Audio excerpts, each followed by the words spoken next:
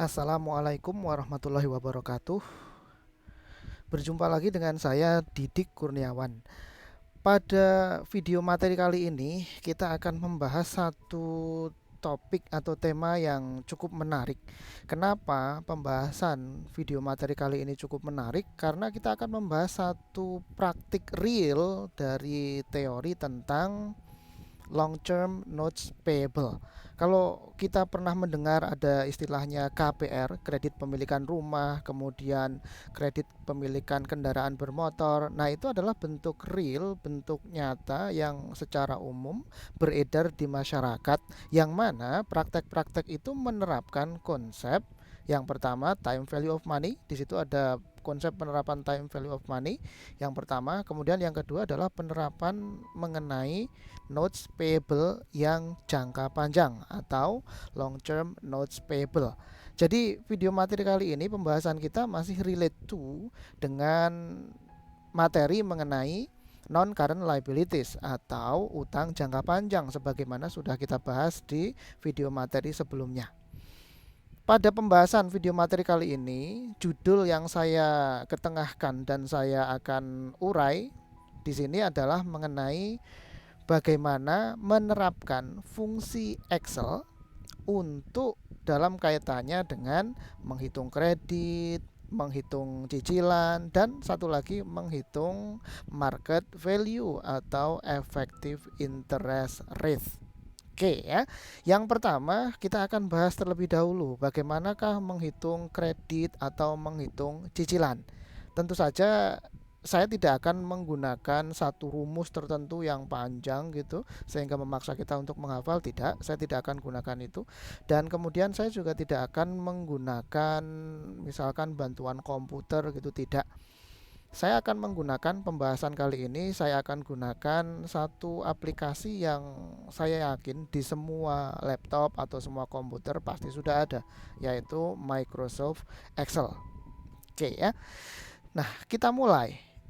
Jadi di bukunya Pak Geso kita sudah membahas di video materi sebelumnya. Di situ diberikan satu contoh terkait dengan mortgage note payable, mortgage notes payable.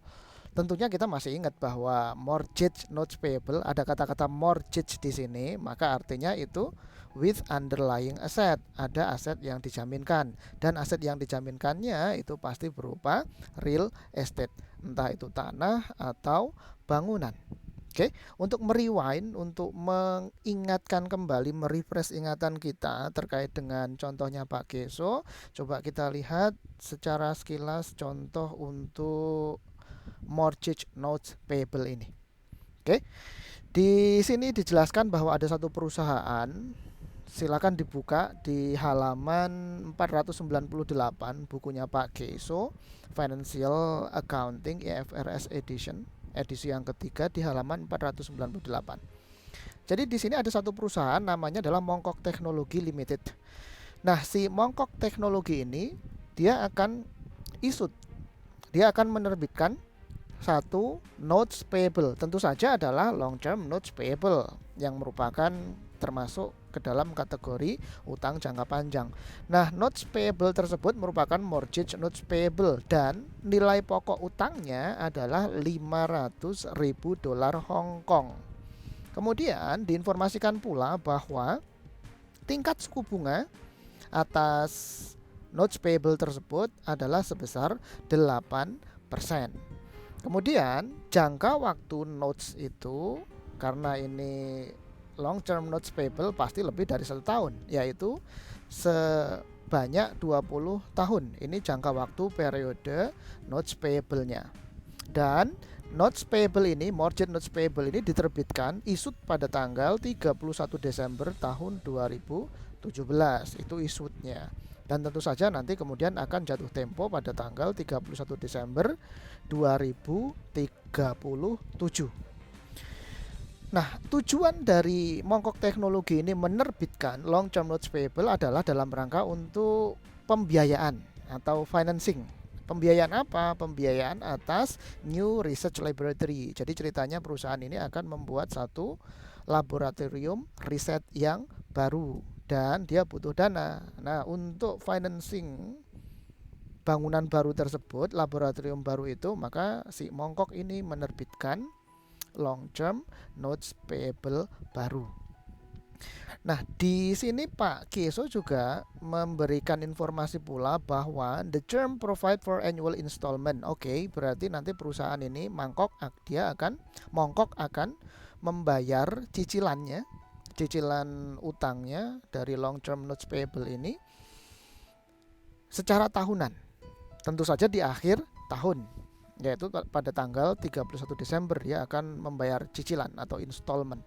Dan setiap kali dia membayar cicilan tersebut, cash paid yang dibayarkannya itu adalah sebesar 50.926 dolar Hong Kong. Oke, paham itu ya. Dan kemudian Pak Keso di sini sudah membuat satu tabel. Namun tabel ini belum lengkap ya. Tabel ini belum lengkap. Kenapa? Karena ini kan periodenya adalah 20 tahun. Sementara di sini cuma sampai dengan periode keempat atau untuk selama 4 tahun. Oke, tapi tidak apa-apa. Nanti kita bisa kerjakan. Nah, kalau kita dihadapkan pada situasi seperti ini, anggaplah data yang ini, tabel yang ini nggak ada. Anggaplah demikian. Dan juga angka 5926 ini informasinya tidak diberikan di sini. Maka sebetulnya kita pun bisa menghitung berapakah nilai cicilan fix konstannya setiap tahun, kita bisa hitung. Kemudian kita butuh informasi juga berapakah pengurangan atas pokok utang setiap kali si Mongkok Teknologi ini membayar cicilan utangnya, dan berapa juga besarnya beban bunga atau interest expense yang harus dibayar oleh si Mongkok Teknologi Limited. Nah, kita bisa menghitung itu. Kan syarat dari kita menghitung notes payable itu cuma ada 3 komponen saja. Yang pertama adalah pokok utang. Pokok utangnya jelas sudah ada, yaitu 500.000. Kemudian yang kedua adalah interest, tingkat suku bunga. Tingkat suku bunganya ada. Ya, ini di sini 8%. Kemudian yang ketiga adalah N, period. Ya, periode. Periodenya sudah ada, ini 20 tahun. Harusnya dengan ketiga angka ini kita bisa menghitung. Ya, termasuk kita juga bisa menghitung berapakah nilai cicilan konstan per tahun yang harus dibayarkan oleh Mongkok Teknologi kepada pihak bank, katakanlah demikian. Misalkan yang membeli mortgage notes payable-nya adalah bank. Paham ya sampai di sini? Oke. Nah, jadi ini angka 5926 ini semestinya kalau ini disimpan, tidak diberikan informasinya, kita tidak ada masalah. Kita tetap bisa menghitung asalkan 3 hal tadi sudah ada, yaitu principal, interest, dan end period, number of period. Oke, tapi tidak apa-apa, kita lihat di sini. Di sini sudah lengkap dihitung, disajikan informasinya oleh Pak Keso. Ada cash payment. Cash payment-nya ini tentu saja karena ini cicilan sifatnya konstan per tahun, yaitu sebesar 50.926 dolar Hong Kong. Ini konstan terus. Kemudian kalau si Mongkok Teknologi ini membayarkan setiap tahun sebesar 50.926 ini, tentunya kan kita logik berpikir kita adalah bahwa yang namanya notes payable itu tentu harus membayar bunga, kan gitu. Ya, tentu harus membayar bunga. Jelas di situ berarti ada interest expense. Logikanya kan demikian. Terus yang kedua, kan ini janjinya adalah si Mongkok Teknologi ini dia akan melakukan pembayaran secara cicilan. Jadi bukan kemudian di akhir tahun ke-20 itu dilunasi semua langsung sebesar 500.000, tidak. Ini berbeda dengan bonds atau obligasi. Ini lain. Ya, kan janjinya adalah, klausulnya adalah melakukan pelunasan sedikit demi sedikit dengan jalan membayar cicilan yang jumlahnya konstan. Berarti yang ingin saya tekankan di sini, berarti kan ini pokok utangnya dicicil selama 20 tahun. Berarti dari nilai total cash paid yang reguler setiap setahun sekali yang 5926 ini, berarti di dalamnya ini ada 2 porsi di sini. Porsi pembayaran beban bunga atau interest expense yang pertama, dan yang kedua adalah porsi pembayaran atau pelunasan paid back atas prinsipal atau pokok utang yang dipinjam oleh Mongkok Teknologi Limited. Oke ya.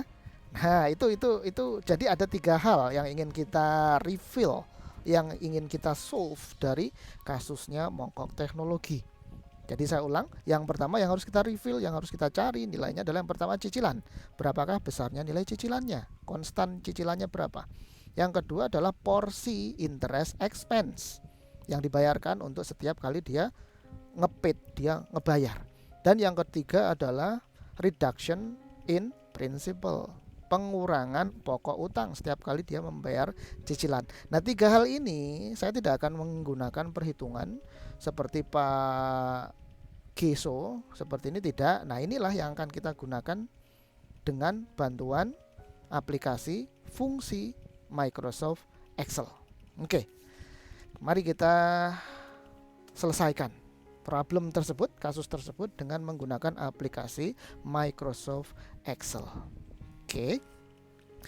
Nah, jadi seperti saya ungkapkan tadi, kasus seperti cicilan konstan seperti ini di masyarakat praktik realnya itu banyak. Ada kemudian KPR, kredit pemilikan rumah. Jadi tentu saja ini mirip dengan kasusnya Mongkok kalau yang KPR ini. Jadi nasabah dia mendapatkan pinjaman utang misalkan 1 miliar gitu ya. Nah, kemudian sertifikat tanahnya itu dijaminkan kepada bank. Nah, ini kan mirip, perhitungannya mirip ya. Sementara kalau pribadi kan tidak bisa menerbitkan long term notes payable, maka dia diberikan pinjaman utang 1 miliar dan kemudian nanti setiap bulan dia akan melakukan pembayaran cicilan atas utang dia ke bank. Nah, itu banyak itu yang seperti itu. Kemudian yang kedua ada juga kasusnya itu beli kendaraan, misalkan beli mobil, kemudian dia melakukan pembayaran secara cicilan setiap bulan, dia membayarkan sejumlah uang tertentu kepada perusahaan leasing. Nah, ini banyak sekali kasus seperti ini. Dan itu bagaimana Pak cara menghitungnya, bagaimana memahami konsep perhitungan KPR, konsep perhitungan pembiayaan leasing atas mobil, atas motor. Nah, itu yang akan kita pelajari di sini. Ya, yang akan kita pelajari di sini. Bagaimana kita nge-solve, kita memecahkan kasus tadi dengan menggunakan bantuan fungsi yang ada di aplikasi Microsoft Excel.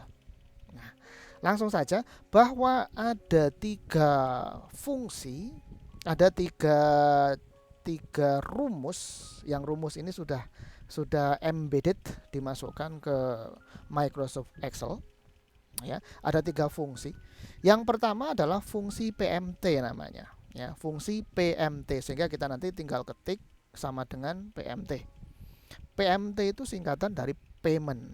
Kemudian yang kedua fungsi PPMT, ya, PPMT, sehingga kita tinggal mengetik sama dengan PPMT kurung buka. Nah, kita tinggal memasukkan parameter-parameternya saja. PPMT itu principal payment singkatannya, ya, principal payment. Kemudian yang ketiga adalah fungsi IPMT. Fungsi IPMT sama juga, berarti kita tinggal ketikkan rumus sama dengan IPMT kurung buka, nanti kita tinggal memasukkan parameter-parameter yang dikehendaki oleh fungsi ini. IPMT singkatan dari interest payment, ya, interest payment. Oke, nah sekarang kita kerjakan. Jadi tadi kita sudah memahami, kita sudah membaca kasus untuk Mongkok Teknologi, dan seperti sudah saya sampaikan tadi bahwa kalau kita mengerjakan konsep hitung-hitungan utang atau debt, entah itu bentuknya apapun itu, pasti selalu hanya ada 3 hal saja yang perlu kita ketahui. Dan 3 hal ini harus ada semua. Kalau ini tidak ada, maka tidak bisa dikerjakan. Adapun data-data yang lainnya itu nggak penting, nggak perlu gitu ya. Apa saja itu? Yang pertama adalah prinsipal, nilai pokok utang. Pokok utangnya jelas, ini tadi adalah $500.000 Hong Kong. Kemudian yang kedua interest. Kalau yang pertama tadi P, prinsipal, yang kedua adalah interest, tingkat suku bunga. Tingkat suku bunganya adalah 8%. Dan kemudian yang ketiga adalah N, period. ya. N period. N ini adalah period. Jumlah periodenya berapa? Periode di sini bukan kemudian menunjukkan lamanya tahun, tidak harus seperti itu ya. Tidak harus di sini N periodnya ini menunjukkan lamanya tahun, tidak ya, melainkan berapa kalikah jumlah pembayarannya. Itu yang dimaksud dengan N period. Nah, karena di kasusnya Pak Kiso yang mongkok teknologi ini, dia pembayarannya selama setiap 1 tahun sekali, annually, dan jangka waktu totalnya long term notes payable-nya adalah 20 tahun, maka periodenya adalah 20. Pak, kalau bulanan bagaimana Pak? Melakukan cicilan pembayarannya secara bulanan, ya berarti tinggal 20 dikalikan 12. Itu adalah total N periodnya, number of periodnya. Oke, paham ya? Nah, kemudian tadi kan ada angka 5926 yang ini ya. Dan ini apakah ini harus dipakai Pak? Enggak usah dipakai ya. Enggak perlu dipakai. Ini jadi tidak saya tulis di sini karena memang enggak perlu dipakai. Nah, kalau enggak perlu dipakai berarti gimana Pak? Apakah bisa dicari? Jawabannya bisa. Bisa dicari. Nah, jadi kalau kita dihadapkan pada data seperti ini dan kemudian ini long term notes payable dan kemudian nasabahnya akan membayarkan cicilan secara konstan dan reguler, maka pertanyaannya adalah berapakah nominal. Pertanyaan pertama yang basic, yang paling mendasar adalah berapakah nominal besarnya cicilan yang harus dibayarkan oleh nasabah atau oleh perusahaan ini secara reguler kepada si bank. Berapakah nilai cicilannya? Kan gitu. Nah, pertanyaan itu akan kita jawab dengan menggunakan fungsi payment, yaitu fungsi PMT.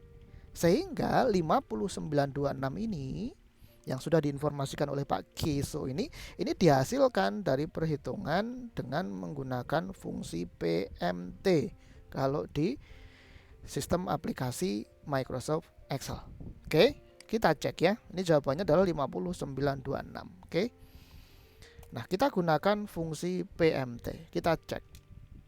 Berarti kita tuliskan, saya hanya akan menggunakan langsung rumus saja ya. Saya tidak akan menggunakan jendela tabel dengan mengeklik fx ini. Enggak perlu ya.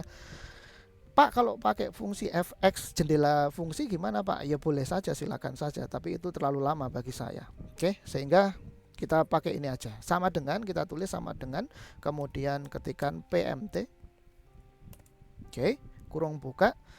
Parameter yang pertama yang ditanya adalah rate. Rate-nya kita tahu 8%. Oke, kita tuliskan di sini 8%. Ya, 8%. Kemudian N per. Parameter yang kedua N per, number of period. Number of period-nya adalah 20.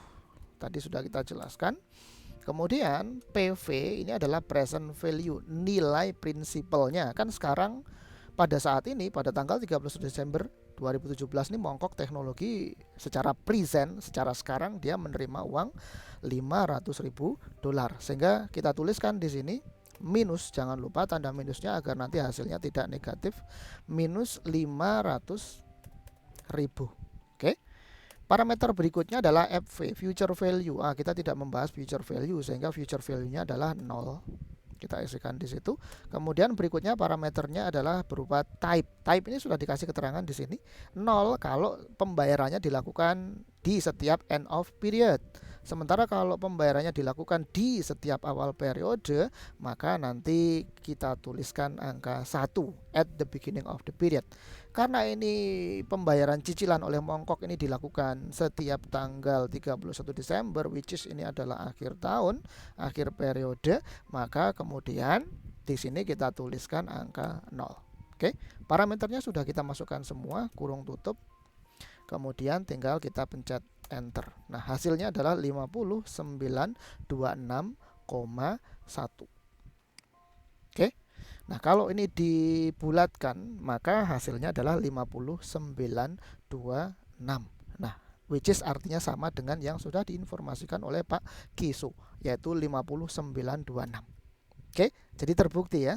Jadi kita tidak perlu punya data ini, kita bisa menghitung bahwa cicilan konstannya itu sebesar 5926 dengan menggunakan fungsi payment atau fungsi PMT di Microsoft Excel. Oke, jadi masalah yang pertama besarnya cicilan konstannya sudah solve. Kita sudah mengetahui yaitu 59,26 dolar Hong Kong. Nah, kemudian pertanyaan berikutnya adalah oke, berarti cash yang akan dibayarkan oleh Mongkok Teknologi setiap kali melakukan pembayaran cicilan adalah sebesar 59,26. Dan ingat bahwa 59,26 ini tentunya mengandung dua unsur. Yang pertama adalah berapakah pokok utang yang dibayarkan oleh si Mongkok Teknologi, oleh si nasabah setiap kali dia melakukan pembayaran cicilan. Jadi setiap kali dia melakukan pembayaran cicilan, maka kemudian berapakah reduction of principal atau berapakah pengurangan pokok utangnya, kan gitu. Lupa, bukannya 59,26 ini merupakan seluruhnya pembayaran cicilan atas pokok utang? Jawabannya adalah salah, tidak. 59,26 ini bukan 100% merupakan pengurang atas pokok utang. Kalau let's say kalau 59,26 ini 100%-nya adalah pengurang prinsipal atau pokok utang, maka artinya pihak bank tidak memiliki pendapatan bunga, alias dengan kata lain ini tidak ada bunganya. Atau dengan kata lain, bank yang dia minjemin uang kepada nasabah itu dia tidak mendapatkan return. Kan kita sudah pelajari bahwa kalau investasi di sisi L, liabilities, maka kemudian returnnya adalah berupa interest. Tidak lain tidak bukan hanya interest, nggak ada yang lain lagi. Paham ya? Jadi tidak mungkin ini 59,26 ini 100% merupakan pengurang atas pokok utang. Jadi 59,26 ini akan terdiri dari yang pertama pengurang pokok utang. Oke, Pak, kalau ini bukan 100% pengurang pokok utang, berarti komponen yang kedua apa, Pak? Komponen yang kedua adalah berupa interest expense. Ya, interest expense. Jadi di dalam pembayaran cicilan sebesar 59,26 ini terkandung dua unsur, yaitu yang pertama tadi adalah pokok utang. Ya, pokok utang atau prinsipal yang berkurang, dan yang kedua adalah interest atau bunga, beban bunga atau interest. Ada dua hal ini. Nah, maka dari itu kita pengen sekali mengetahui dari setiap pembayaran 59,26 ini berapa sih reduction in principalnya dan berapa sih beban bunga atau interest expense yang dibayarkan oleh si nasabah, yaitu Mongkok Teknologi, kan gitu. Nah, itu bisa kita solve, bisa kita pecahkan dengan menggunakan dua fungsi di dalam Excel. Ya, dua fungsi di dalam Excel. Yang pertama fungsi PPMT. Ya, fungsi PPMT. PPMT singkatan dari Principal Payment. Dari singkatannya berarti kita sudah tahu bahwa ini Principal Payment. Oh, ini berarti membahas tentang reduction of principal. Ya, reduction of principal. Jadi atas 59,26 ini berapakah yang merupakan menjadi porsi pengurang pokok utang? Oke, kita gunakan fungsi PPMT. Oke. Berarti kita ketikkan di sini sama dengan terus PPMT. Oke. Kurung buka. Kemudian parameter yang pertama yang dibutuhkan adalah rate. Oke, rate-nya adalah yang ini 8%. Oke. 8%. Kemudian per. Parameter yang kedua per. Per di sini singkatan dari periode atau period. Nah, ini tadi Mongkok Teknologi kan membayarkan cicilan setiap akhir tahun selama 20 tahun. Nah, itu kan berarti periode pembayarannya adalah periode pertama, kedua, ketiga, keempat, dan seterusnya sampai yang terakhir periode ke-20. Loh, Pak, berarti per di sini ini nanti angkanya beda-beda dong, Pak. Kalau tahun pertama berarti per 1, periode 1. Kalau tahun kedua berarti per 2, periode kedua gitu, Pak. Jawabannya yes, definitely. Ya. Jadi di sini misalkan kita ingin tahu untuk periode pertama pada tanggal 31 Desember tahun 2018 Mongkok Teknologi membayarkan cicilan sebesar 59,26 ini, maka berapakah nilai reduksi pengurangan prinsipal atau pengurangan pokok utangnya kan gitu. Maka kita tulis di sini periode pertama. Langsung cukup ketikkan angka 1, selesai. Kemudian parameter berikutnya adalah NPER. NPER di sini number of period, jumlah periode. Jumlah total periodenya adalah 20, berarti yang ini. Oke. Kemudian PV present value-nya jelas negatif 500.000. Future value-nya 0, tidak ada. Kemudian type-nya at the end of period, sehingga kita ketikkan angka 0, kurung tutup, pencet enter, hasilnya adalah 10.926 ya, 10.926.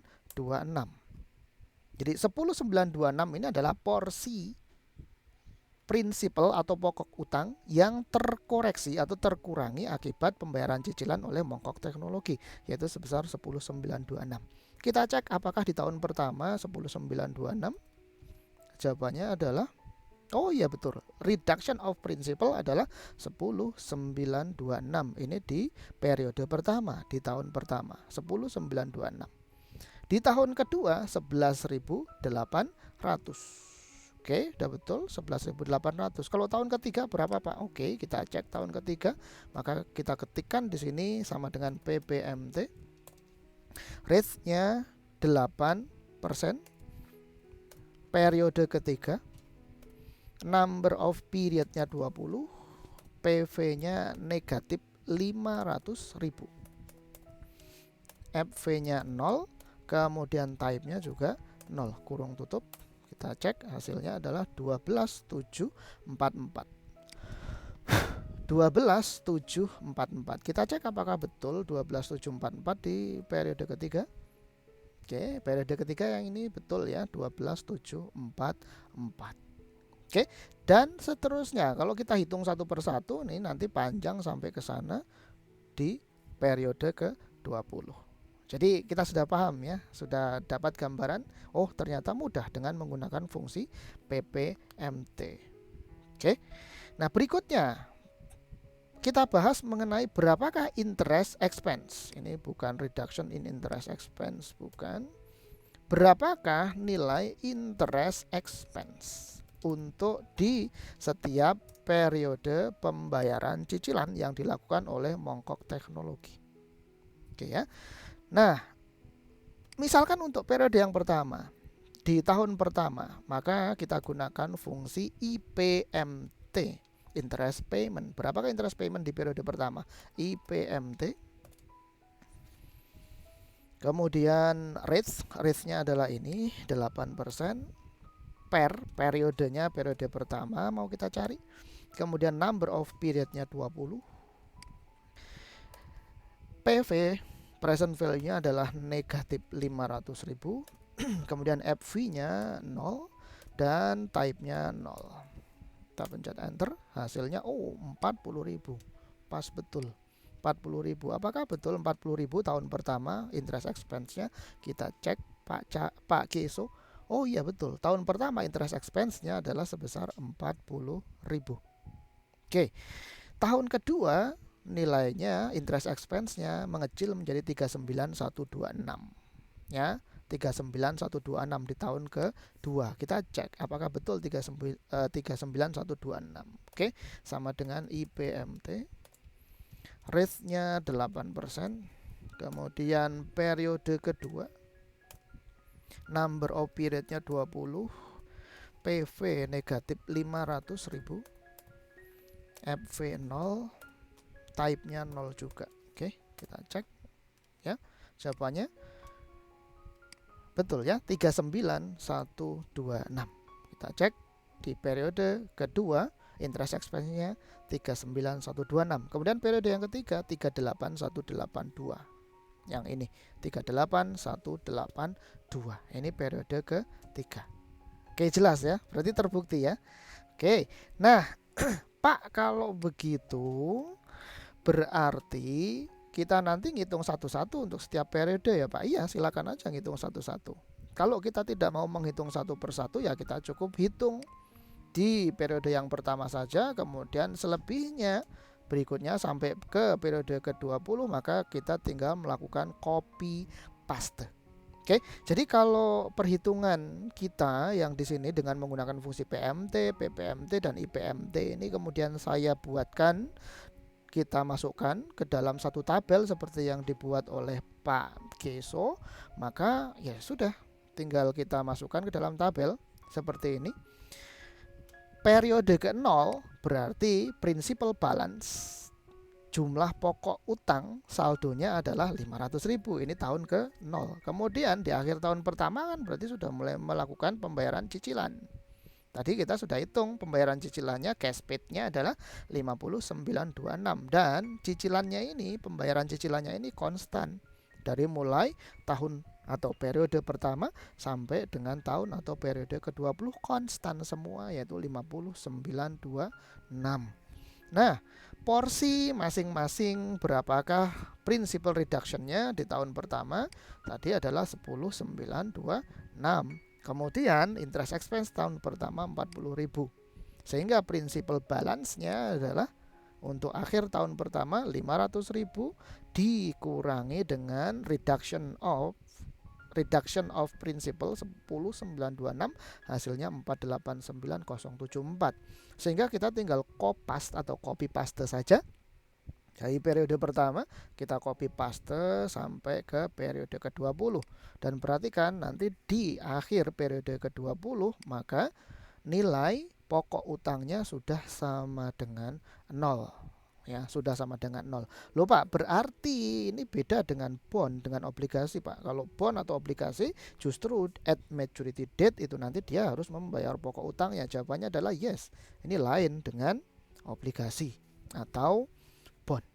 Oke, dapat dipahami sampai di sini ya. Jadi cukup kita gunakan sekali lagi fungsi PMT, payment, kemudian fungsi PPMT, principal payment, dan yang ketiga fungsi IPMT, interest payment. Oke, itu contoh di buku Pak Geso. Contoh untuk Mongkok Teknologi Limited. Nah sekarang, ini mirip dengan KPR ya, ini mirip dengan KPR. Nah sekarang bagaimana kalau kita ambil contoh yang agak real saja, misalkan ada kredit pemilikan kendaraan bermotor. Oke, saya sudah punya cerita di sini. Ada satu orang bernama Pak John, seseorang bernama Pak John, dia berniat membeli mobil baru. Karena duitnya tidak cukup, maka dia butuh tambahan dana sebesar 325 juta.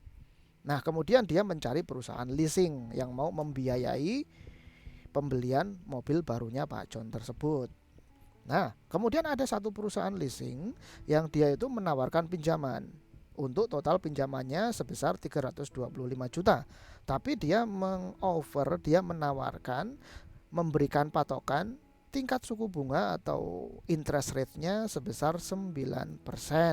Dan perusahaan leasing ini mewajibkan kepada Pak John untuk melakukan pembayaran cicilan atas pokok utang 325 juta ini selama 5 tahun. Dan cicilannya itu akan dibayarkan setiap bulan. Tentu saja dengan jumlah yang sama seperti kasus yang Mongkok Teknologi tadi.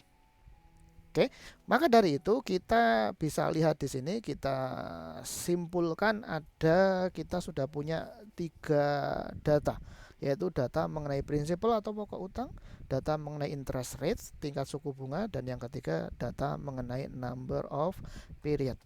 Oke, sekarang bagaimana kalau misalkan saya beri judul di sini skenario 1. Skenario 1 ini pembayaran atas cicilannya ini akan dilakukan oleh Pak John setiap setahun sekali, mirip dengan kasusnya si Mongkok Teknologi ini. Installmentnya akan dilakukan secara annually, ya, mirip dengan si Mongkok Teknologi. Oke, skenario pertama berarti number of periodnya di sini dengan menggunakan pembayaran cicilan tahunan setahun sekali saja, maka hanya akan ada 5 kali pembayaran yang dilakukan di setiap akhir tahun. Oke, atau akhir periode. Sehingga number of periodnya di sini adalah sama dengan 5. Oke ya. Nah, maka di periode ke-0 kita punya prinsipalnya, saldonya, nilai pokok utangnya, saldonya tetap masih sama, yaitu 325 juta. Oke, sekarang kita cek untuk periode yang pertama, berapakah nilai cicilan, jumlah cicilan utangnya Pak John yang harus dibayarkan secara konstan setiap tahun. Oke, kita cek, berarti kita menggunakan fungsi PMT, payment. Ya, kita gunakan fungsi payment konstannya. Rate-nya adalah 9%. Kemudian number of period-nya adalah 5 kali bayar saja. Kemudian PV, present value-nya adalah negatif 325 juta. FV-nya 0, kemudian type-nya at the end of period, maka 0. Oke, kemudian kita cek.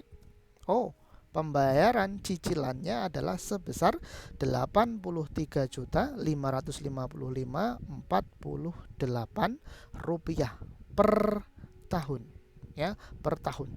Coba kalau kita bulatkan, 49.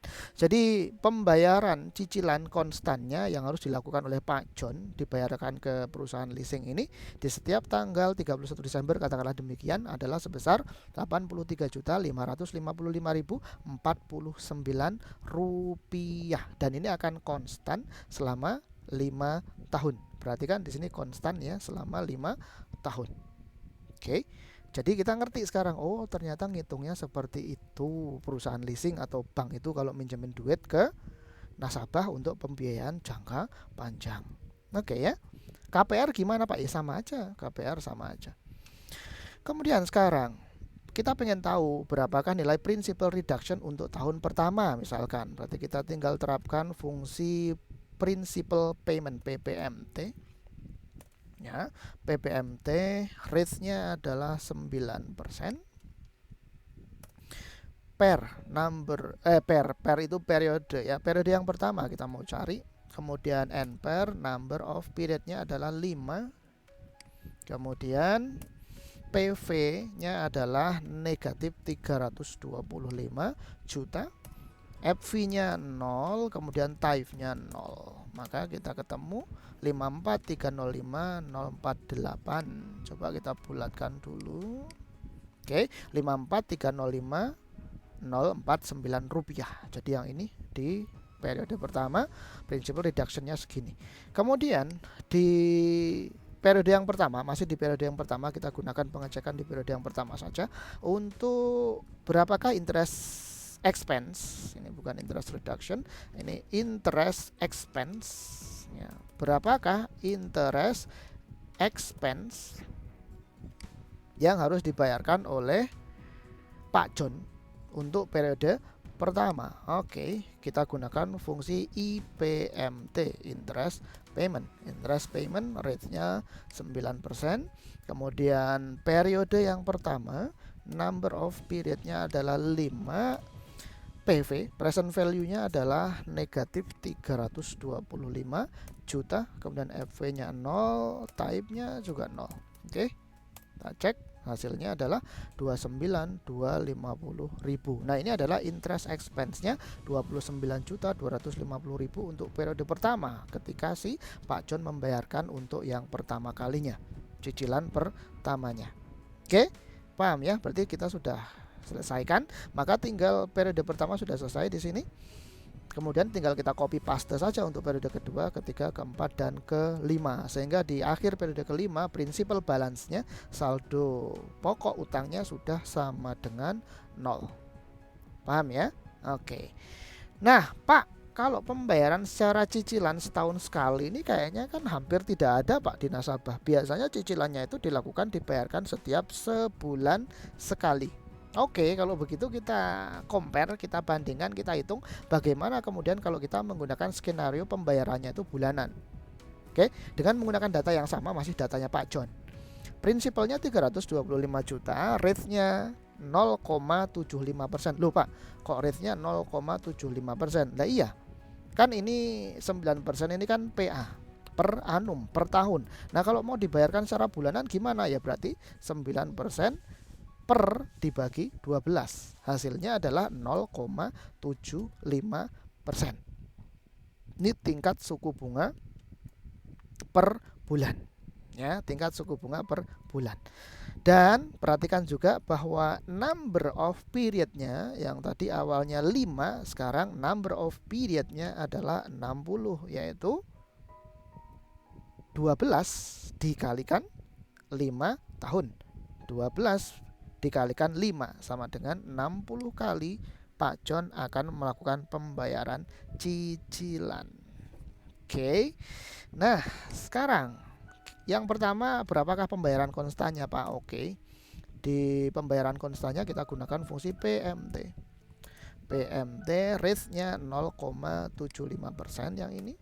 Kemudian N per number of period-nya adalah 60. Lantas PV-nya adalah negatif, ini 325 juta, future value-nya 0, type-nya juga 0. Maka ketemu 6.746.465, atau kita bulatkan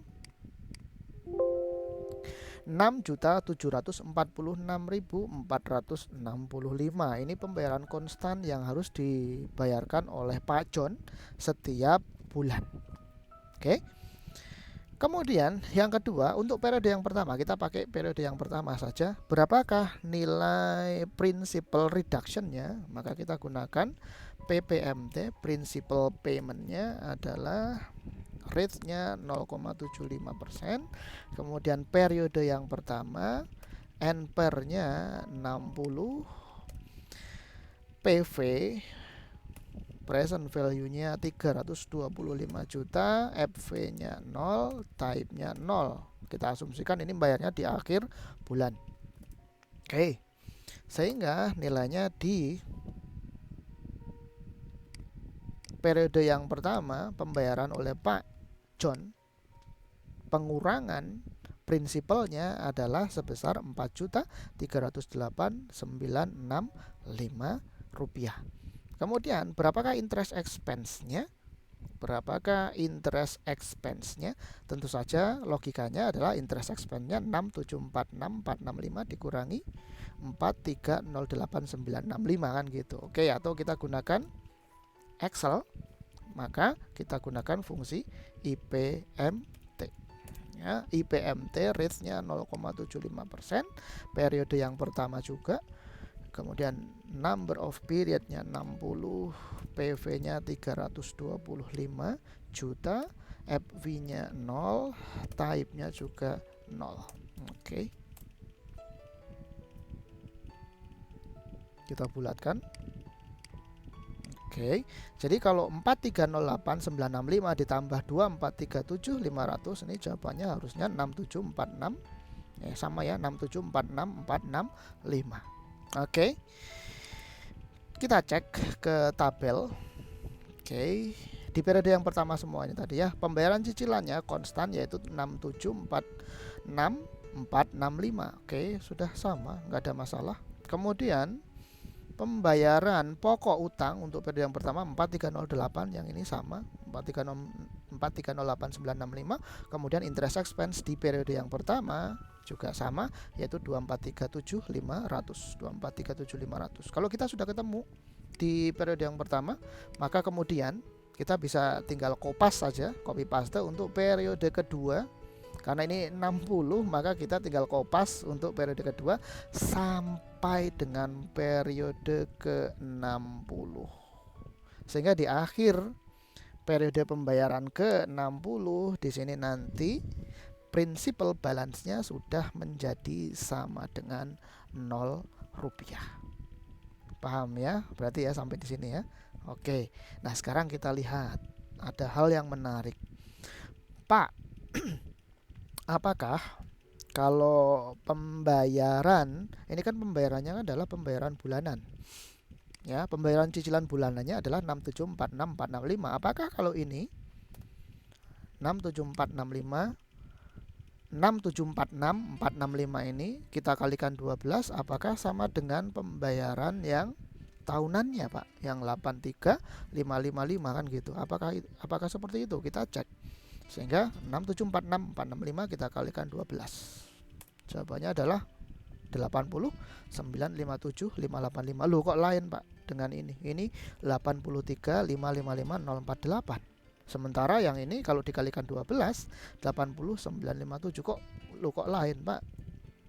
Yang mana yang benar, yang mana yang salah? Jawabannya adalah yang benar, tidak ada yang benar, tidak ada yang salah. Kedua-duanya tuh, bukan tidak ada yang benar, tidak ada yang salah. Kedua-duanya betul, ya. Kedua-duanya benar, tergantung klausul perjanjiannya. Mau melakukan pembayaran cicilan setiap tahun sekali ataukah setiap bulan, which is dalam 1 tahun 12 kali. Oke. Nah, dua-duanya betul, tergantung klausulnya. Namun kalau pembayaran cicilannya itu dilakukan setiap bulan sekali, maka jangan menggunakan tabel yang di atas. Tidak boleh menggunakan tabel yang di atas. Artinya adalah tingkat suku bunganya, interest rate-nya harus di-adjust, dan number of period-nya juga harus di-adjust. Harus disesuaikan, tidak boleh sama. Ya, tidak boleh sama. Loh, Pak, kenapa begitu, Pak? Ingat bahwasanya di sini dalam penghitungan ini, praktik penghitungan ini, kita menggunakan konsep time value of money. Tentu saja pembayaran cicilan yang dilakukan untuk tiap bulan sekali dengan pembayaran cicilan yang dilakukan untuk setiap setahun sekali itu nilai uangnya akan berbeda. Ya, nilai uangnya tidak akan sama, akan lain.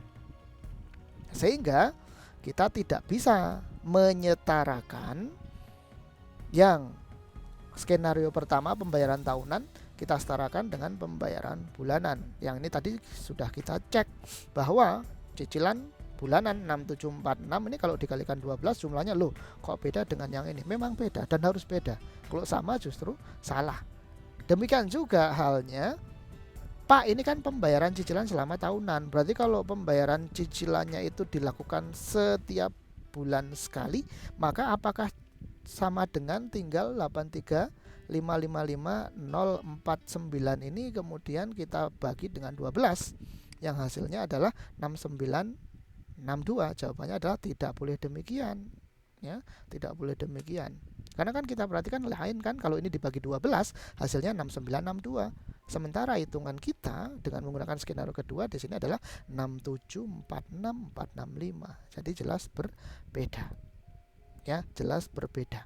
Dan kita tahu, dan nanti kalau kita membuat perjanjian dengan misalkan mau kredit mobil baru di bank konven atau di perusahaan leasing, atau kita mau ambil kredit pemilikan rumah KPR di bank, ya, bank konven tentunya, ya, di bank konvensional, maka pasti pihak bank dia akan menggunakan tabel yang seperti ini, yang bawah, karena pembayarannya dicicil setiap sebulan sekali. Oke, jangan mau dan jangan pernah mau kalau kemudian pembayarannya dihitung dengan, oh, ini misalkan KPR 10 tahun, kemudian menggunakan perhitungannya pakai tabel yang cuma number of periodnya 10, kemudian ketemu annual paymentnya, ketemu langsung dibagi 12. Jangan pernah mau. Kenapa? Karena nasabah akan dirugikan. Ya, nasabah akan dirugikan. Kenapa? Ini jumlahnya lebih besar. Ya, ini kan annual paymentnya 83 juta. Sementara kalau ini pakai yang bulanan, annual paymentnya cuma totalnya 80.957. Jadi jangan pernah mau. Dan pihak bank atau perusahaan leasing kalau dia misalkan minjemin uang selama 15 tahun, kemudian dia akan dilakukan pembayaran cicilan setiap bulanan, setiap bulan sekali. Maka nanti tabelnya berarti 10 tahun kali 12. Nanti ada periode pembayaran cicilan sebanyak 120 kali, yaitu 12 dikalikan 10. Lupa, panjang banget tabelnya Pak. Jawabannya adalah iya, panjang tabelnya. Dan memang harus seperti itu, tidak boleh disingkat. Misalkan cuma 10 kemudian dibagi 12, pakai yang skenario yang pertama seperti ini, nggak boleh. Oke ya. Maka dari itu tabelnya panjang. Dan kemudian itu yang pertama ya, hati-hati, jangan pernah dibegitukan. Kalau number of periodnya itu secara bulanan, ya hitung number of periodnya adalah kalau 5 tahun ya 12 kali 5, 60. Kalau 15 tahun ya berarti 12 kali 15. Panjang sekali. Dan itu biasanya di klausul KPR-nya itu sudah dihitung semua, rinciannya lengkap seperti ini. Ya. Oke, dan kemudian ada hal yang menarik, kita lihat di sini juga bahwa semakin periodenya itu semakin mendekati periode penuh, periode terakhir, maka nilai principal reduction-nya akan semakin besar. Oke, kita perhatikan nilai principal reduction-nya semakin besar. Atau kita lihat yang contohnya yang sedikit saja ya. Jadi semakin mendekati periode akhir, maka kemudian principal reduction-nya akan semakin besar dan interest expense-nya akan semakin mengecil. Loh Pak, kok bisa begitu Pak? Iya, memang ini perhitungannya seperti itu. Jadi di leasing, perusahaan leasing atau di bank konven itu di awal-awal itu yang di recovery itu adalah interest expense-nya. Periode awal yang di recover itu adalah interest expense-nya. Nanti kalau misalkan di akhir atau di awal tengah-tengah periode itu kemudian nasabahnya ngemplang, nggak kuat bayar, at least itu nanti pendapatan bunganya itu sudah masuk dalam porsi yang besar. Oke, kemudian nanti kalau ada debt restructuring, nah ini pinternya perusahaan leasing atau bank. Nanti kalau di tengah-tengah misalkan default, nggak bisa bayar itu nasabahnya, kan dia misalkan mengajukan renegotiation, negosiasi ulang berupa debt restructuring, restrukturisasi utang. Maka nanti pokok yang dibayarkannya itu masih gede. Ya, loh selama ini berarti yang bayar itu apa yang dibayari? Selama ini yang dibayari adalah yang gede adalah interest expense-nya. Nah, saya tidak mau menyebut apakah itu akal-akalan bank atau perusahaan leasing atau gimana. Faktanya seperti itu. Ya, faktanya seperti itu. Oke, Pak, bagaimana kalau di bank syariah? Nah, saya nggak ngerti gitu loh. Apakah perhitungannya sama dengan menggunakan seperti ini? Saya nggak tahu dan saya tidak mendalami di bagaimana lembaga keuangan syariah itu melakukan penghitungan seperti ini. Toh di lembaga keuangan syariah, katakanlah misalkan bank syariah, itu cicilan per bulannya juga konstan sama, alias di sini sama dengan yang ini dengan kita menggunakan fungsi PMT. Tapi saya tidak tahu apakah itu kemudian perhitungannya sama atau tidak. Ya, kalau sama kan berarti hakikatnya sama dong Pak dengan bank konven. Ya, saya no comment ya, saya no comment itu. Ya, silakan para pembelajar atau para pemirsa bisa menilai itu dan bisa kemudian mengambil keputusan yang terbaik tentunya dengan mempertimbangkan dari berbagai sisi. Oke, jadi pembahasan kita yang pertama dengan topik mengenai kredit atau cicilan konstan sudah selesai. Nah sekarang yang kedua, jadi ada dua pembahasan utama. Yang kedua kita akan membahas mengenai penentuan effective interest rate atau market rate. Oke, di bukunya Pak Keso di halaman 502 dan 504, 502 dan 504. Coba kita cek halaman 502 ya, di sini di halaman 502 ini kan ada disebutkan pas pada saat kita membahas amortisasi atas diskon on bond. di sini disebutkan ada interest expense yang merupakan effective interest rate. Ya, effective interest rate atau market rate sebesar 10,5348%. Dan Pak Kieso tidak menjelaskan bagaimanakah cara mencari atau menghitung angka 10,5348%. Demikian juga di halaman 504 ketika melakukan penghitungan atas amortisasi premium di halaman 504 itu disebutkan di sini bahwa effective interest rate atau market rate-nya adalah 9,4794%.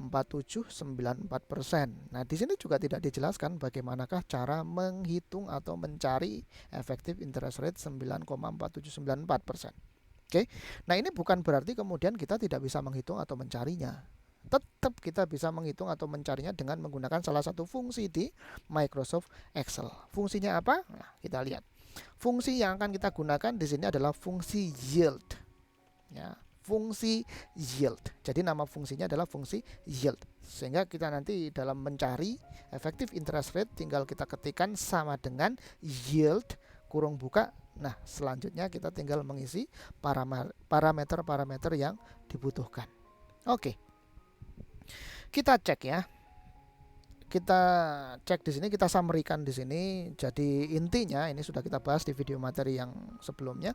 Intinya ini ada perusahaan namanya Candlestick AG, kemudian dia menerbitkan bonds di sini.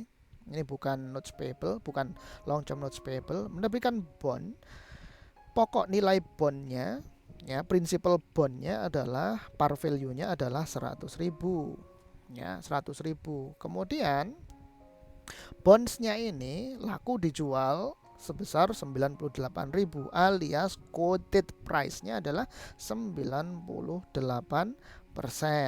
Oke. Kemudian dia punya contractual rate atau stated rate bond ini adalah 10%. Stated rate, ingat bahwasanya stated rate atau contractual rate itu digunakan untuk menghitung besarnya interest expense yang harus dibayarkan kepada si bond holder kan gitu. Tapi ini bukan merupakan market rate.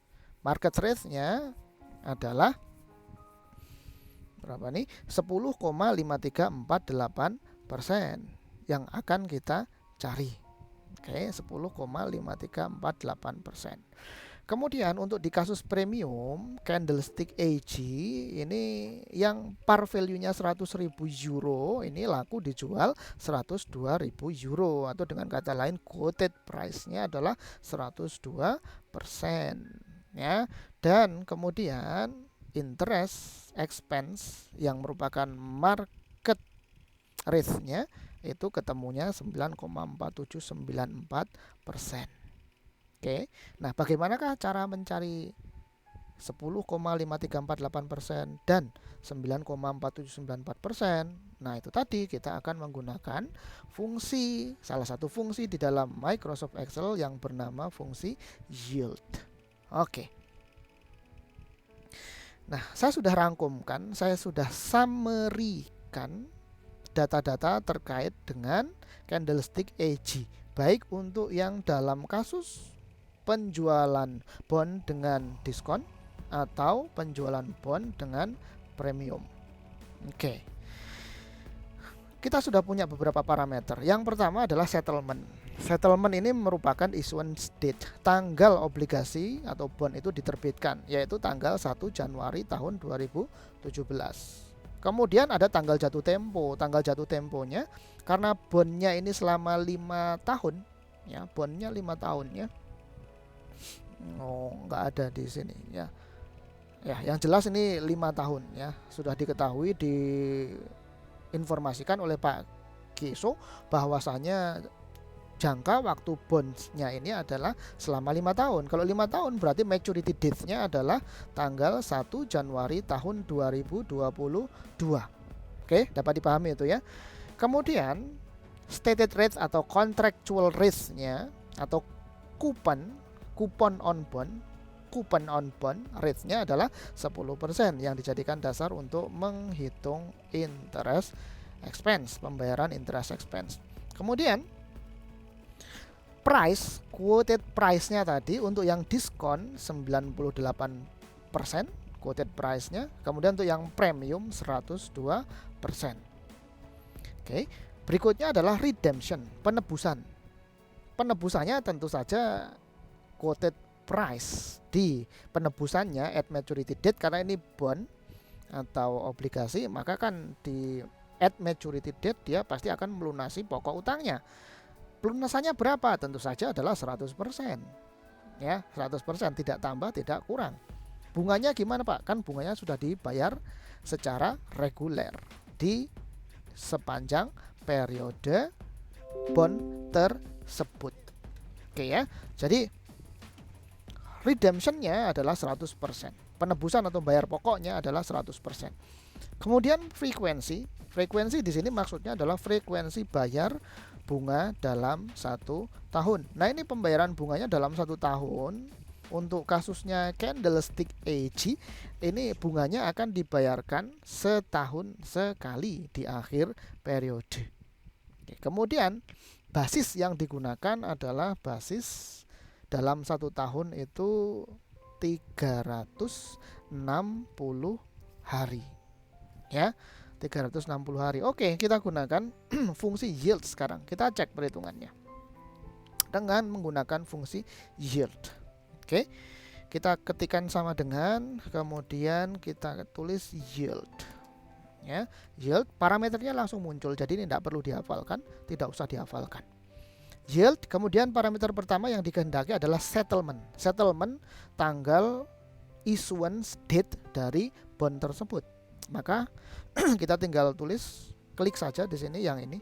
Kalau diketik kelamaan, kepanjangan. Oke, settlementnya adalah 1 Januari 2017. Parameter yang pertama. Parameter yang kedua, maturity.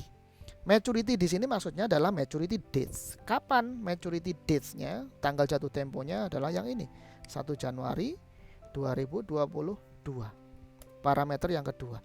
Berikutnya, parameter yang ketiga ditanya rates. Rates-nya yang ini adalah stated rates atau contractual rates, yaitu yang mana? Yang ini 10%. Ini rates-nya, contractual rates. Kemudian parameter berikutnya, parameter yang keempat, ini ditanya namanya adalah PR. PR ini singkatan dari price, dan price-nya ini dinyatakan dalam quoted price. Maka kalau kita mau menghitung diskon, quoted price-nya ini adalah 98.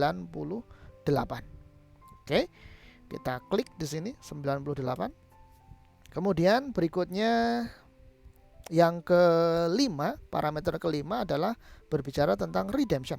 Redemptionnya pas penebusannya at maturity date akan dibayarkan 100%. Tinggal kita klik yang ini 100. Kemudian frekuensi. Frekuensi bayarnya kan annually, ini Candlestick AG. Maka kita di sini sudah ada hint, sudah ada petunjuknya. Kalau annual berarti ketikkan angka 1, semi annual ketikkan angka 2, kemudian kalau quarterly, triwulanan, ketikkan angka 4. Oke, karena kita annually maka 1. Oke, di sini 1. Kemudian berikutnya parameter yang selanjutnya yang terakhir adalah basis. Di sini sudah ada hint-nya juga, ada petunjuknya juga. Basisnya adalah apakah mau pakai 360 ataukah mau pakai actual, ataukah mau pakai actual 360, actual 365, atau European 33 per 360. Misalkan kita pakai yang satu, yang actual, ya, kita pakai yang actual saja. Oke, kita pakai yang actual. Yang actual itu adalah 1. Berarti kita pakai yang ini. Oke, kurung tutup, parameternya sudah habis. Oke, berarti nih angkanya ketemunya 0,105348228. Tentu saja ini komanya masih panjang ke belakang. Oke, kita cek yang ini apakah sudah betul. Ya, jawabannya adalah betul. Berarti yield atau effective interest rate atau market rate ketika obligasinya candlestick AG dijual at discount cuma laku 98.000, maka interest rate-nya yang merupakan efektif interest rate atau market rate-nya adalah 10,5348%. Kita cek hasil perhitungan kita, betul ya, 10,5348%. Lengkapnya ada di sini 10,5348,228 dan seterusnya. Oke, paham ya sampai di sini ya? Itu efektif interest rate untuk ketika terjadi diskon. Bagaimana kemudian untuk yang premium? Sama juga kasusnya, kita gunakan fungsi yield. Kita gunakan fungsi yield. Settlementnya 1 Januari, kemudian maturity 2017, maturity date-nya 1 Januari 2022. Kemudian rate-nya, stated rate-nya adalah 10% yang ini. Kemudian price, quoted price-nya adalah bukan 98 melainkan 102 sekarang. Oke. Kemudian redemption-nya 100%. Frekuensinya annually 1 berarti, dan kita pakai basisnya adalah yang actual ya, actual per actual. Oke lah, kita pakai yang actual per actual, berarti yang ini. Oke, kita pakai yang ini sehingga kita tinggal pencet enter ya. Hasilnya adalah 0,094794,033. Kita cek apakah betul jawabannya. Oke, betul ya, 9,48% ya, 9,48%. Tahu kalau 4 angka di belakang koma berarti 9,4794%. Kita cek apakah betul. Oke, Pak Kiso menyatakan efektif interest rate dalam kondisi premium untuk candlestick AG yang dijual at 102%, quoted price-nya adalah 9,4794. Kita cek. Oh betul, 9,4794%. Paham ya sampai di sini ya? Udah jelas berarti. Ini tadi kita basisnya kita pakai yang actual. Oke, actual ini bukan 0 melainkan 1 ya, actual per actual. Ya, actual per actual. Berarti bulanannya itu pakai actual, kemudian tahunannya juga pakai actual. Oke, kita pakai 1 actual. Oke. Jadi solve sudah ya. Berarti perhitungan market rate atau effective interest rate itu tidak bisa kita gunakan tabel, nggak bisa. Kalau kita pakai rumus, kita gunakan pakai tabel ya nggak masuk, nggak bisa. Kita harus menggunakan rumus. Kalau rumusnya ini pasti panjang.